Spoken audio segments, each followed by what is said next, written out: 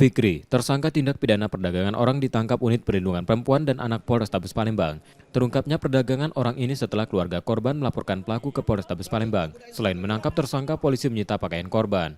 Menurut keterangan polisi, pelaku menjual korban berusia 13 tahun melalui aplikasi chatting. Dalam pengakuannya, tersangka sudah 6 kali melakukan aktivitas itu. Polisi juga memburu teman pria korban yang mengenalkan korban dan tersangka.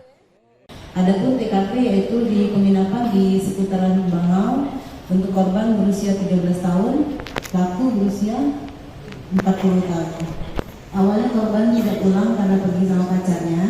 Nah, dari situ korban diperdagangkan. Tersangka kini ditahan di tahanan Polrestabes Palembang dan terancam hukuman paling lama 10 tahun penjara. Yudi Kiswanto, Kompas TV, Palembang, Sumatera Selatan.